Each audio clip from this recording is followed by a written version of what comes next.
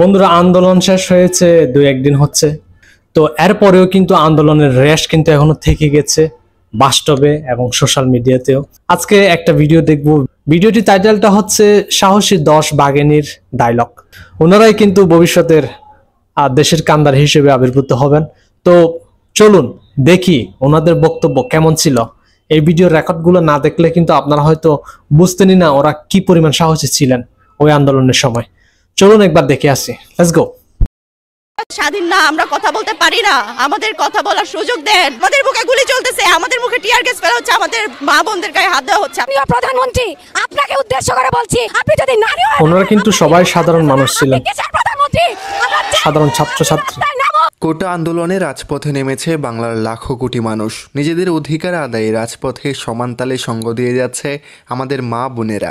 অনেকেই তাদের প্রিয় মানুষদের হারাচ্ছে, তবুও মা বোনেরা কোনো মতেই পিছু হাঁটার নয়, বরং তারা এখনো রাজপথ কাঁপিয়ে চলেছে।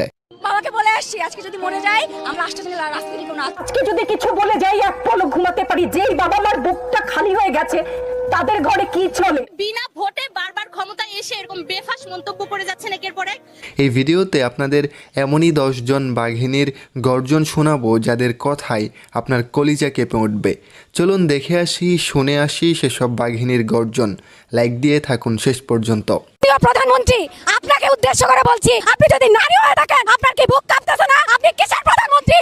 আমরা চাই আপনি রাস্তায় নামুন, আপনি আইসা দেখেন আপনার বাবা যে দেশ ওয়াও, সেটা কি আদৌ স্বাধীন? মনের সমস্ত ক্ষোভ প্রকাশ করতেছেন। মানুষের পতন আছে তাহলে সে পদে পদে ভুল করে। আজকে আপনি চার ব্রহ্মাণ্ড প্রমাণ দিয়েছেন আপনি ইডেনের ছাত্রী ছিলেন, তাহলে আপনার বুক কি কাঁপে না? আপনার বোনদের কিভাবে তারা কালকে মারছে? এই বোনের প্রতিটা কথা যেন এক একটা বারুদ। হাসিনাকে উদ্দেশ্য করে এভাবে সরাসরি কথা বলতে বুকে দম লাগে, যা এই বোনের মধ্যে আছে। হাজারো স্যালুট জানাই এই বাঘিনীকে। বাবাকে বলে আসছি, আজকে যদি মরে যাই আমরা রাষ্ট্রপতি রাজনীতি কোনো না তুলে। আমরা ঢাবি স্টুডেন্ট ভাবে মার খেয়েছি, আমাদের ভাইদের কতটা সাহস থাকলে মনের মধ্যে এই ধরনের কথা বলা যায়। একদিকে পুলিশের ভয়, অন্যদিকে অন্যান্য শত্রুর ভয়। যদি মরে যায় এরপরেও কিন্তু উনি থেকে কেউ তুলে ভয়ডরহীন ভাবে ওনার বক্তব্য দিয়ে যাচ্ছেন। একটা মেয়ে এমন ডেডিকেটেড হতে পারে, সরকারের প্রতি মেয়েটার ঘৃণা কতটুকু বুঝতে পারছেন? আজকে যদি কিছু বলে যাই এক পলক ঘুমাতে পারি। যেই বাবা মার বুকটা খালি হয়ে গেছে তাদের ঘরে কি এক একজন বাঘিনী এরা। যে লাঞ্ছনা হয়েছে তার বিচার বিধাতা করবেন, তার বিচারের জন্য আমরা নেমেছি। জন্মেছি একবার, মরবো একবার, ভয় দেখাবেন না। ছাত্রছাত্রীদের উপর জুলুম বন্ধ না করলে পরিণতি ইতিহাস বলে দেয় কারোর জন্য ভালো হয় না। বিশ্ববিদ্যালয়ের এই শিক্ষিকার কথাগুলো এখন বেশ ভাইরাল। তার হাত কাঁপছে ঠিকই, কিন্তু কণ্ঠ থেকে বারুদ বের হচ্ছে। আপনাকে সালাম জানাই ম্যাডাম, সাহসী বাঘিনীর তালিকায় আপনিও একজন। বিনা ভোটে বারবার ক্ষমতায় এসে এরকম বেফাস মন্তব্য করে যাচ্ছেন একের পর এক। এবং আপনি দেখছেন যে আপনি ভারত যাচ্ছেন, চীন যাচ্ছেন, আপনি যুক্তরাষ্ট্রের সাথে তাল মিলিয়ে চলছেন। আপনি জানেন বহির্বিশ্ব আপনাকে এখন পর্যন্ত গদিতে বসিয়ে রেখেছে জনগণের ভোট ছাড়া। এই বাঘিনীর কথা না বললেই না। এরাই মূলত এই আন্দোলনকে বেগবান করেছিল, অপমান সাহস জুগিয়েছিলেন। ওনাদের বক্তব্যের মাধ্যমে কিন্তু আরো 10 জন অনেক ওনার একার নয়, মনের মধ্যে সাহস পেয়েছিলেন। সকলের মনের কথা।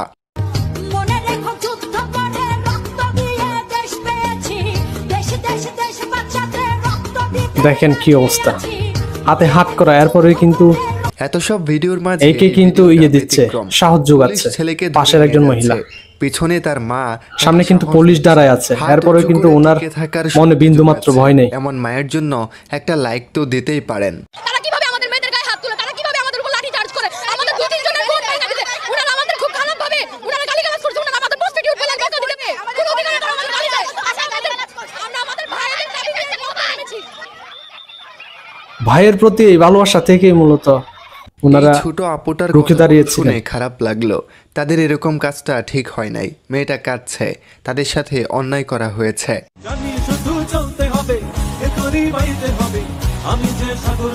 আরেকজন পানি দিয়ে সাহায্য করতেছে, ভাবা যায় এর জন্য বুক ভরা ভালোবাসা। এটা জাস্ট আন্দোলনরত পানি জন্য মনে হচ্ছে, কিন্তু এই পানি খেয়েই কিন্তু ওনারা শক্তি পেয়েছিলেন। কত বড় একটা উপকার এবং কত বড় সাপোর্ট।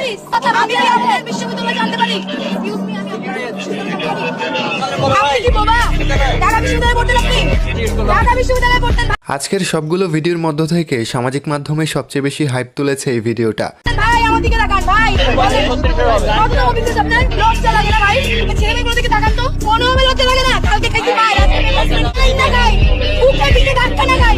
বুঝেন এগুলা? এই আপনারা কি পরামর্শ দেন?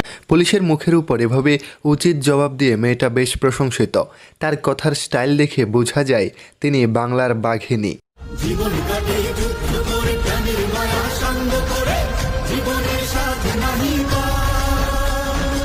যাই হোক, এই ভিডিওটা আমাকে নাড়িয়ে দিয়েছে।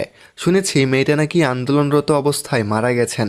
জানি না উনি বেঁচে আছেন নাকি সত্যিই মারা গেছেন। আমরা স্বাধীন না, আমরা কথা বলতে পারি না, আমাদের কথা বলার সুযোগ দেন। আমাদের বুকে গুলি চলতেছে, আমাদের মুখে টিয়ার গ্যাস ফেলা হচ্ছে, আমাদের মা বোনদের গায়ে হাত দেওয়া হচ্ছে। আমরা এই জন্য দেশ স্বাধীন করি নাই, এই জন্য 52 ভাষা আন্দোলনে আমার ভাইয়েরা নামে নাই। আজকে দাবি রক্তাক্ত, আজকে দাবি রক্তাক্ত। কিভাবে? আপনারা নেমে আসুন, সর্বস্তরের মানুষের প্রতি আমার আবেদন, সর্বস্তরের মানুষ নেমে আসুন। আপনাদের সন্তানরা আজ বিপদে, আপনাদের ঘরের সন্তান নেমে গেছে। আপনারা যদি আজকে না আগে আসেন, বাংলাদেশ আর কোনোদিন মাতৃভূমি আমার স্বাধীনতার মুখ দেখবে। এই বোনটির কথাগুলো খুব কষ্ট দিচ্ছে। দারুণ একটা কথা বলেছেন, দারুণ। আমরা কিছুই করতে পারছি না তাদের জন্য। স্বাধীন দেশে বাস করেও আজ যেন আমরা পরাধীন।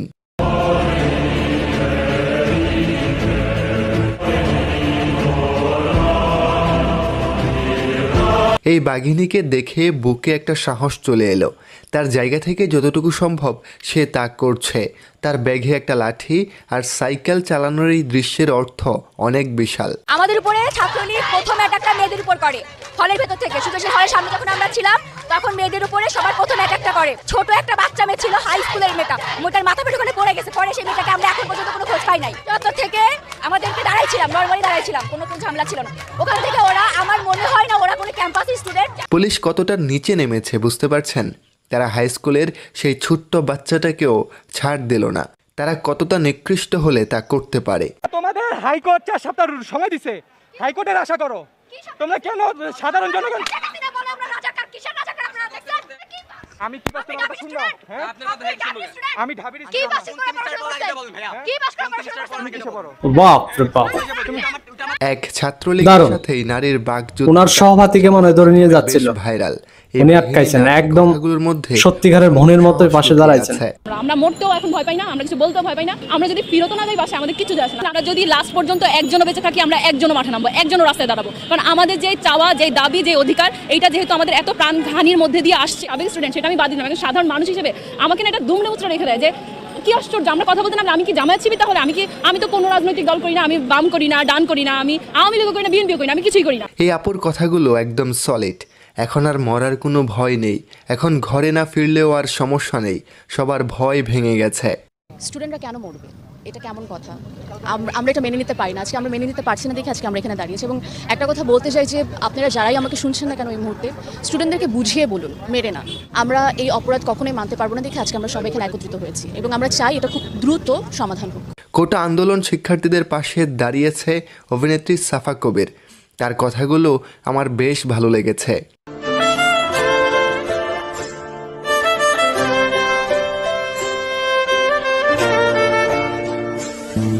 আজকের সবগুলো ভিডিওর ভেতর থেকে আইনজীবী মঞ্জুর আল মতিন ভাইয়ের এই দৃশ্যটা আমাকে নাড়িয়ে দিয়েছে। শহীদ মুগ্ধর কথা শুনতেই তিনি সবার মাঝে অঝরে কেঁদে দিলেন।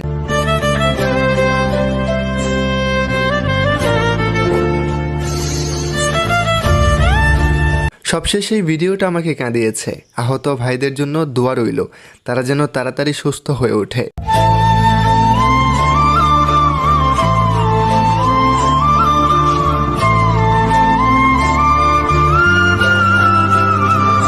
দর্শক, আজকের কোন ভিডিও ক্লিপটা আপনাকে বেশি আবেগী করে তুললো অবশ্যই জানাবেন।